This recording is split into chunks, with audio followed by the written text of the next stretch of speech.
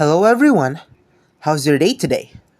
By the way, I am Lawrence Vilbar, together with my group, who's gonna be introducing themselves as we go through the video. Anyways, we are the 14th group, and the lesson that we are gonna be tackling for today is about social, ethical, and legal responsibilities in the use of technology, tools, and resources. Now, these are the list of topics that we are going to be tackling today. Before anything else, let us first play a game. This game is simply called a guessing game, where you identify and describe the given pictures. All answers are accepted. Ready? Now start!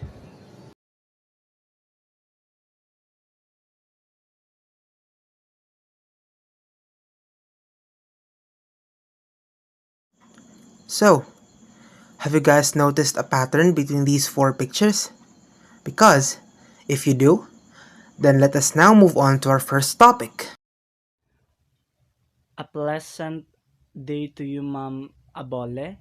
I am Marvin B. Tajado, and this time I am going to discuss about digital citizenship.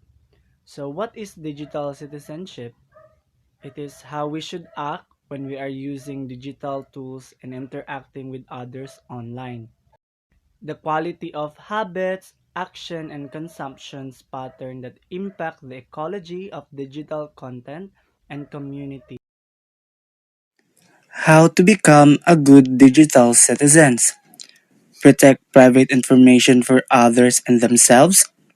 Balance the time you spend online and using media. Respect themselves and others. Choose or think what you post online. Respect copyright and intellectual property.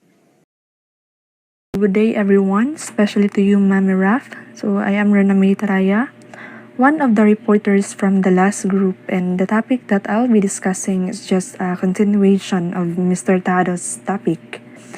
So, it's the three principles of digital citizenship. There are three principles of digital citizenship which were developed by Mike Ribol. So these three principles serves as a guide on how to be a good citizen by using technology responsibly. So he actually pointed out 9 elements. So there are elements included in every principle. Okay, so the first principle is to respect. So the elements included in this principle are elements of etiquette, which shapes our online behavior to respond to contents that we see online. So elements of access, so equitable distribution of technology and online resources, and the last one is the elements of law that are used to respect other digital users. So this one deals with legal rights and restrictions to prevent any kind of online crimes, which are just severe as crimes in real life. So the second principle is to educate. So the elements included in this principle are the elements of literacy. So when we talk about literacy, it is our ability to differentiate between real and fake contents online. So elements of communication, of course, and elements of commerce that are used to learn about the appropriate use of the digital world. So this element is important, no, to avoid putting our personal information at risk, especially nowadays that there are certain applications na that requires one's personal information in order to access that certain application. So for instance, application for online shopping where your personal information are needed, say your complete name, your address, and etc. The last principle is to protect. So the elements included in this principle are elements of rights and responsibilities, elements of security, and the elements of health and wellness that are used to remain silent in the digital and non-digital world. So making use of technology is an advantage, right? But we should be aware of the dangers that it brings as well. So say for instance, cyberbullying, scams, and other common threats na nag-exist gihapon nowadays. So we should protect ourselves no from potential harm. And as the saying goes, prevention is better than cure. That's right. Agree jud ko ana. So in order for us to prevent ourselves from acquiring those potential harm, so samtang wala pa, so we better know and understand the best practices para ma-avoid na siya. So, and if ever man, hinitabo na jud, no? We better ask for help para dili na yun siya mulala.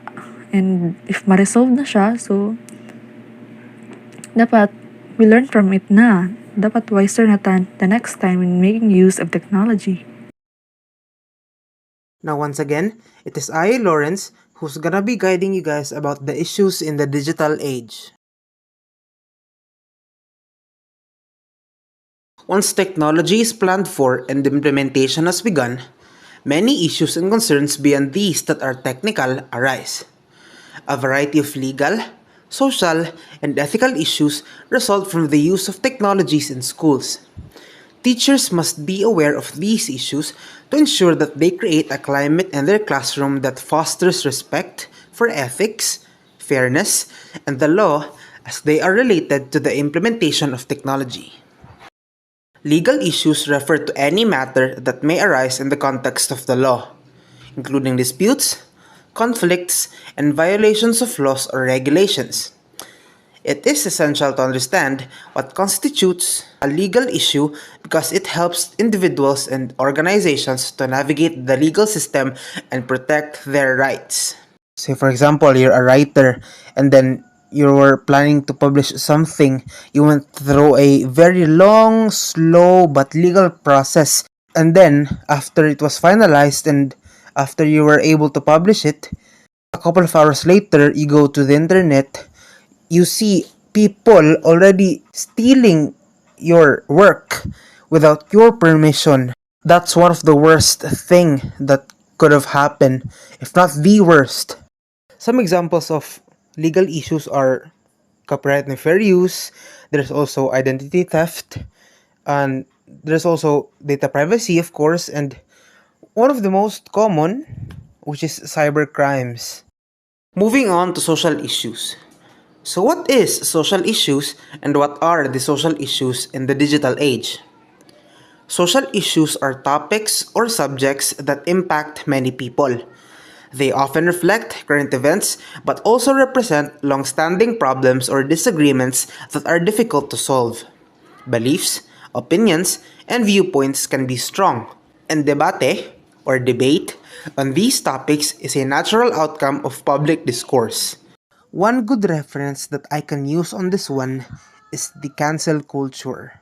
Because in today's era, many people are very soft, very delicate, very fragile, that no matter what you say towards them, it will immediately turn into hate.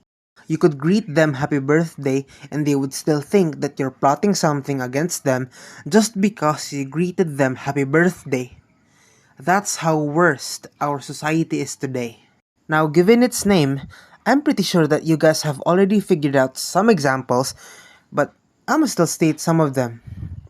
There's cyberbullying, there's also cyber defamation, and there's online social interaction. Now, notice a pattern? All of them are very debatable, mostly opinion based. Now let's move on to ethical issues. So, what is and what are the ethical issues in the digital age? Ethical issues are an identifiable problem, situation, or opportunity that requires a person or organization to choose among several actions that may be evaluated as ethical or unethical. These circumstances bring up moral conflicts. Thus, personal moral standards are constantly challenged. Ethical issues are somehow connected to social issues because if social issues are the common issues, then ethical issues are sort of the igniter for the social issues to occur. And even though it's never always like that, well, It's definitely a factor. Also, one thing to notice is that the three issues can stand alone on their own, but they could also be connected to each other in some certain circumstances. That's the correlation between the three of them. Some examples of ethical issues are freedom of speech, computer addiction, there's also data privacy, and academic dishonesty. And those are the three different issues in the digital age. Thank you. This time, I'm going to tackle about netiquette. So what is netiquette? The word netiquette is a combination of net from internet and etiquette. It means respecting other users' views and displaying common courtesy when communicating online. Now, here are some etiquette rules to follow. First, adhere to the same standards of behavior online that you follow in real life. Second, respect others' privacy by not sharing personal information, photos, or videos without permission from the owner. Third, respect other people's time and bandwidth. When appropriate, use private messages or email instead of posting to the group. Fourth, do not troll people in web forums or website comments by repeatedly nagging or annoying them. Avoid using offensive language as well. Fifth, help keep flame wars under control. Do not respond to flame bait or post spelling or grammar flames. Break the cycle with a positive post. Sixth, stick to the topic when posting in online forums or when commenting on photos or videos. Seventh, make yourself look good online. Even if you are not being seen, know what you are talking about and make sense.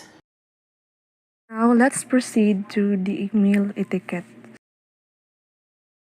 So these are the set of rules that we have to consider for us to have a proper conduct of email communication. So as we can see here in the slide, uh, these are actually just some of the recommended guidelines on how to create a proper email.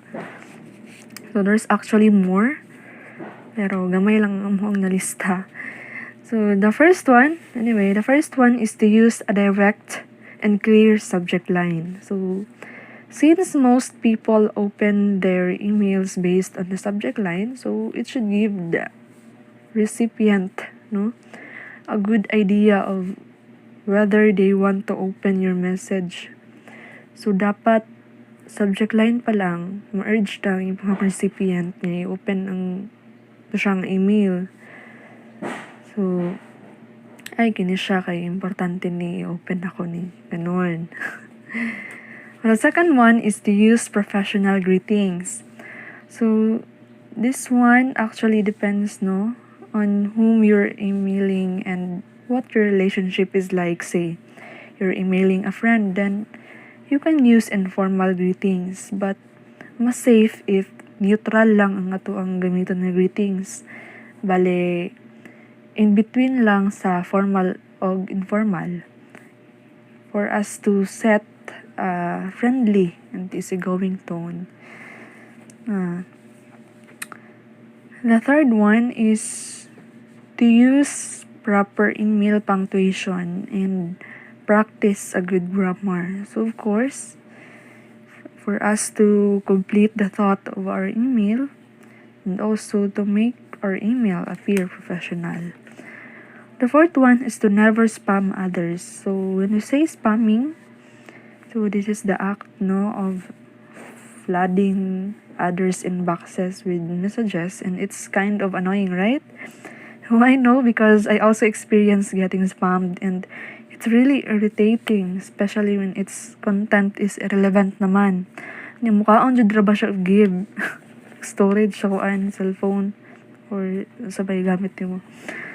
The last one is to proofread your email before sending it. So just to make sure that you really are to send an email away from typographical errors and other mistakes. So you better check it before sending para walay kuan. So it is important that we know these guidelines, or although we're still students pa, sooner or later magamit na jud nato ni siya, especially if we are to enter in our different field of profession.